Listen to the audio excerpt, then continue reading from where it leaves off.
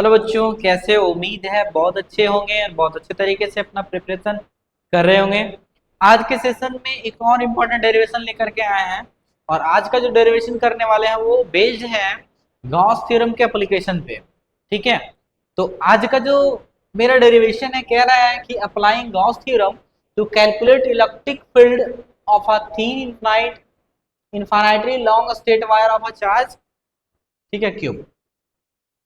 तो हमने क्या करने हैं कि गॉस थ्योरम की मदद से, ठीक है, इलेक्ट्रिक फील्ड निकालना है किसी भी इनफाइनाइटली लॉन्ग स्टेट वायर में किसी के चार्ज के कारण। It means that linear charge distribution की मदद से यहाँ पे फाइंड आउट करेंगे। तो सबसे पहले क्या करेंगे, किसी भी चीज को डिराइव करने के लिए बच्चों हमें क्या करने होते हैं, कुछ मानने पड़ते हैं। तो कंसिडर कर लेते हैं, consider a thin infinite long state wire of linear charge density lambda. एक थीन इनफाइनाइट लॉन्ग स्टेट वायर हम लोग मान लेते हैं जिसका चार्ज डेंसिटी क्या है बाबू, लैम्डा। ठीक है, तो देखो जिस चीज को हम लोग कंसिडर कर रहे हैं उसको एज अ फिगर हम लोग बना के दिखाते हैं। देखना जरा सा ध्यान देना, एक वायर हमने मान लिया, ठीक है, इनफाइनाइटली लॉन्ग ऐसा दिखा दिया है ना। अच्छा, इसके ऊपर क्या है, चार्ज है। चार्ज डिस्ट्रीब्यूट कर देते हैं, प्लस वाले कर दिया हमने। अब देखो बाबू, इस लीनियर चार्ज से किसी पर्टिकुलर डिस्टेंस पे हम मान लेते हैं पॉइंट पी।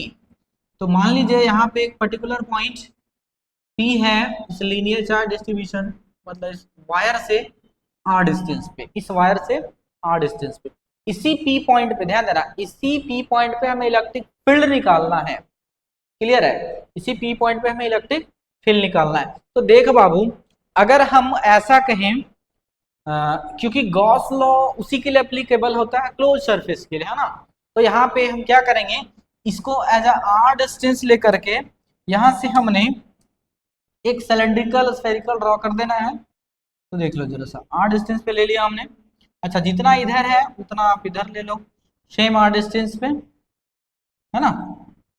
तो हमने ऐसा ड्रॉ कर दिया, कोई तकलीफ नहीं, ड्रॉ कर दिया, है ना। देख लो जरा सा,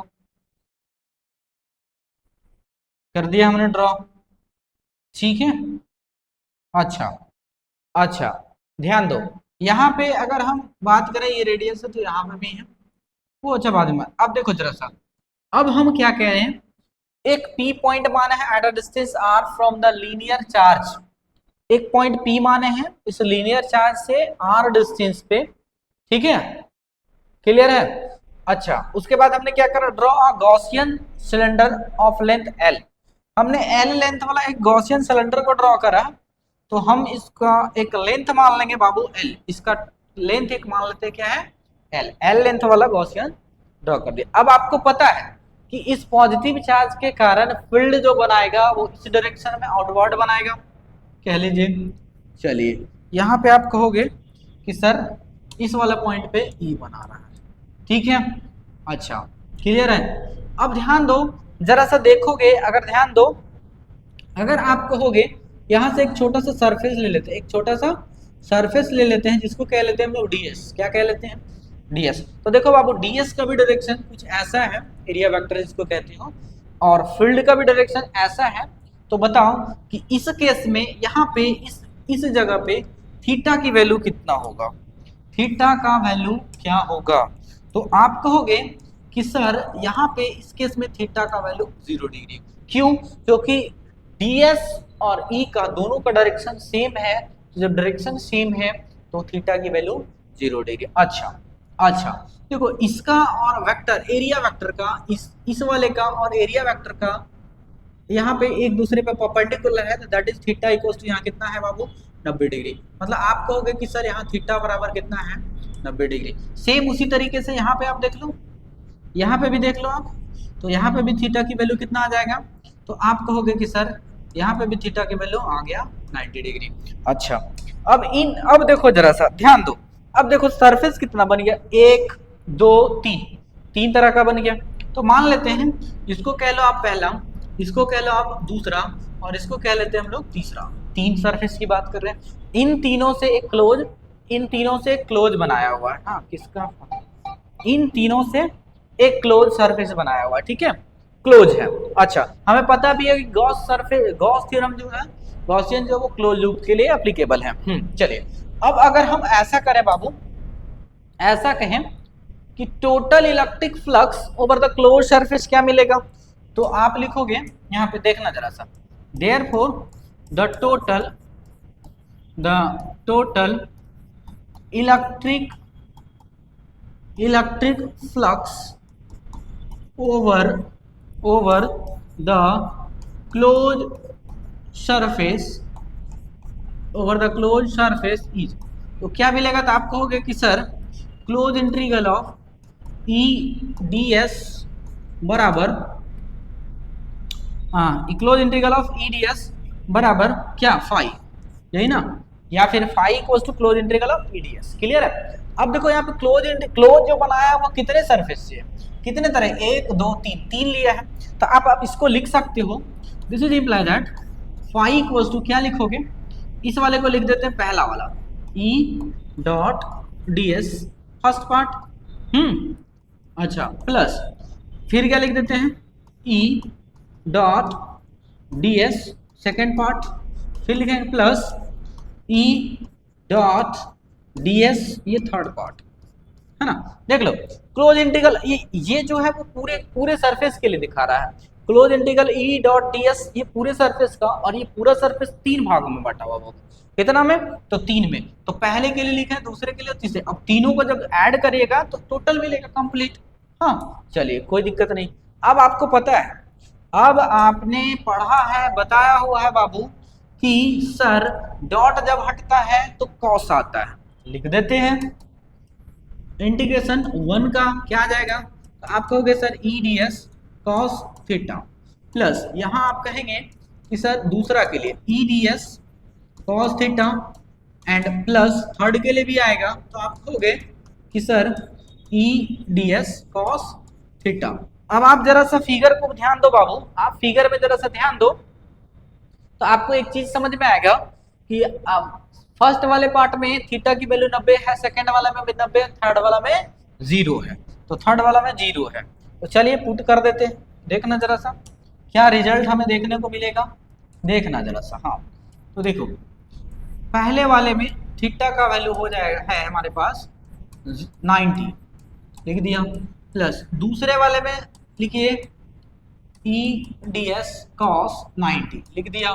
अच्छा थर्ड वाले में है कितना, तो आप कहोगे सर ई D S cos 0 degree. Clear है बच्चों, कोई दिक्कत नहीं।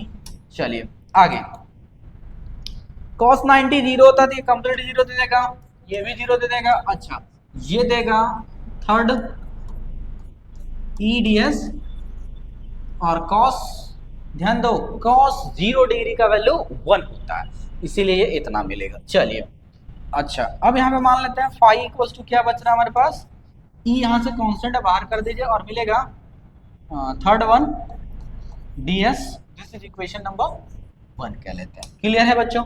अब हमें गॉस थ्योरम की यूज करना है, तो क्या लिखेंगे, बाय यूजिंग, क्वेश्चन में साफ साफ बोला है कि गॉस का यूज करिए, by using Gauss theorem, Gauss's theorem. अब गॉस थ्योरम जो कह रहा है बाबू वो क्या कहता है कि phi equals to close integral of, अच्छा एक चीज और सीधा सीधा लिख सकते हैं, फाई इक्वल्स टू होता है sir Q by epsilon naught, phi equals to क्या होता है, क्यू बाय एप्सिलॉन नॉट, लिख दिया हमने। इसको कह रहे हैं इक्वेशन नंबर 2। अब देख लो, अगर आप चर्चा करोगे sir from equation 1 and 2 we get, अगर 1 और 2 से आप देखना चाहोगे तो आपको क्या मिलेगा, हाँ देखो जरा सर, अगर आप ध्यान दोगे तो इक्वेशन 1 एंड 2 से तो आपको क्या मिलेगा, तो आप कहोगे सर LHS बराबर है तो RHS भी बराबर होंगे, तो कर दीजिए बराबर, तो कहिएगा ई डी एस थर्ड, ऐसे आप नहीं भी लिखोगे तो कोई फर्क नहीं पड़ेगा क्योंकि एक ही सरफेस बच रहा है, इक्वल्स टू क्या मिलेगा, Q by epsilon not. Clear है बच्चों, बिल्कुल क्लियर है। आगे देखिए, अच्छा जरा सा यहाँ पे ध्यान दो, सिंस अगर हम चर्चा करें तो ds बराबर क्या होता है, क्या कहिएगा कि 2 पाई आर एल सिलेंडर का सरफेस एरिया, ठीक। अच्छा एंड एक चीज और हमें पता है कि सर लीनियर चार्ज डेंसिटी यानी कि लैम्डा इक्वल्स होता है क्यू बाई एल, यानी कि this is imply that Q equals हो जाएगा लैम्डा एल। क्लियर है? इन सारे वैल्यू को यहाँ पे सब्स्टिट्यूट करिए तो आपको एक रिजल्ट देखने को मिलेगा। तो जरा सा देखो, तो आप कहिएगा कि sir E into 2 pi R L equals to cube का वैल्यू क्या है हमारे पास, तो आपको सर लैम्डा एल है बटा एप्सिलॉन नॉट। ठीक है, कोई तकलीफ नहीं है, ये एल से ये एल कट गया, तो E इक्वल्स टू क्या मिलेगा, तो आप कहोगे देखो ये 2 पाई आर है, इधर आ जाएगा तो 1 बाई 4 बाई सॉरी 1 बाई 2 पाई और ये एप्सिलॉन नॉट यहाँ कर देते हैं। ठीक है, अच्छा एक बार पूरा कंप्लीट लिख देते हैं, देख लो जरा सा। E इक्वल्स टू मिलेगा लैम्डा बाई 2 पाई आर और एप्सिलॉन नॉट। अब अलग करते हैं, आप इसको सेपरेट करते हैं, देखिए यहाँ पे लिख सकते हैं 1 by 2 pi epsilon naught into lambda by R, this is required expression. अच्छा इसको और में भी आप लिख सकते हो बाबू, तो क्या लिखना चाहेंगे आप और में, देखिए क्या लिख सकते हैं और में, देखना जरा सा। तो आप कहोगे कि सर इक्वल लिख सकते हैं 1 by 4 pi epsilon naught into 2 lambda बटा आर। ऐसा क्यों, 2 से हमने मल्टीप्लाई करा और 2 से डिवाइड करा, ऐसा इसलिए क्योंकि इसका पर्टिकुलर वैल्यू हमें पता होता है, कांस्टेंट वैल्यू है उसका वैल्यू हमें पता है, इसीलिए हम लोग ऐसा लिख सकते हैं। क्लियर है बच्चों? चलो एक बार आपको रिकॉल करा देता हूं मैं, एक बार हम आपको रिकॉल करा देते हैं चीजें कि किस पे ध्यान रखना है और किस तरीके से आपको ध्यान में रखने हैं। देखो जरा सा, क्वेश्चंस में कहा है कि गॉस थ्योरम की मदद से इलेक्ट्रिक फील्ड निकालिए किसी भी इनफाइनाइट लॉन्ग वायर के लिए जिसपे चार्ज डिस्ट्रीब्यूट है, क्यू चार्ज डिस्ट्रीब्यूट है। तो मेन हमें फोकस कहाँ करना है, उस पर फोकस करिए, ठीक है। तो ध्यान ये रखना बाबू कि किसी भी डेरिवेशन को तैयार करने के लिए आपको क्या करने होते हैं, कुछ मानने होते हैं। हमने मान लिया, मानने में कोई फर्क नहीं पड़ता, परेशानी। देखो करना क्या है वो फोकस करो।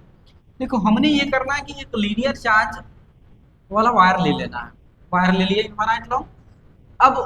अब सोचो बाबू, अगर हमने ऐसा किया है तो जाहिर सी बात है कि इस पॉइंट से कहीं पे तो फील्ड बनाएगा ही ना, चार्ज है ना, पॉइंट चार्ज है, लीनियर चार्ज डिस्ट्रीब्यूशन है तो बनाएगा। तो हमने कहा कि सर आर डिस्टेंस पे आर डिस्टेंस से पी पॉइंट पे एक फील्ड बना रहा है, कोई तकलीफ नहीं, बनाने दो भाई, बना लिया। अब हमें क्या चाहिए, अब हमें गॉस थ्योरम को अप्लाई करना है। तो गॉस थ्योरम एप्लीकेबल होता है सिर्फ और सिर्फ क्लोज सरफेस के लिए।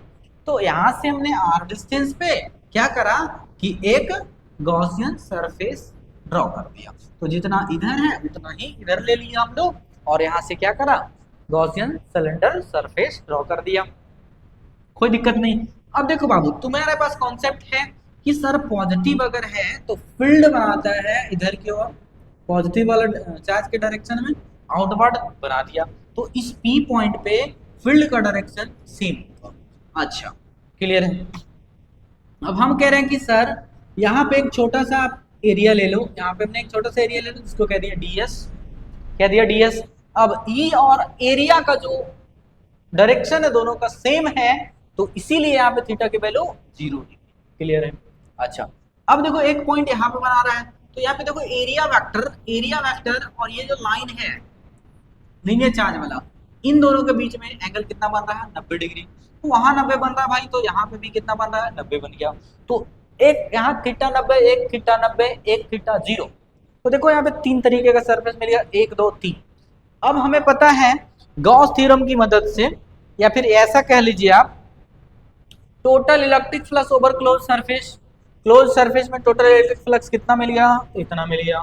फ्लक्स फाइव को फ्लक्स से रिप्रेजेंट करते हैं ना, तो 5 को तो ये कंप्लीट मिल गया, हम पढ़ चुके हैं।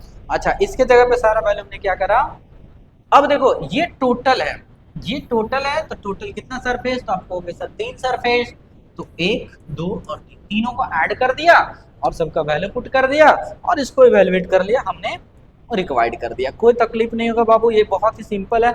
अच्छा एक बात और सिर्फ यहाँ ध्यान में रखने वाली बात ये है कि sir integral of EDS integral of EDS area को रिप्रेजेंट करता है, ये एरिया को, जो इसका एरिया क्या है 2πr_l। क्लियर है बच्चों? चलिए, आई होप इस छोटे से वीडियो लेक्चर में आपको ब्रीफ एक्सप्लेनेशन मिला होगा। उम्मीद करते हैं पसंद किए होंगे, अच्छा लगा होगा। आज के लिए इतना ही, मिलते हैं नेक्स्ट वीडियो में नेक्स्ट प्रॉब्लम के साथ। तब तक के लिए आप ऐसे हंसते मुस्कुराते रहिए।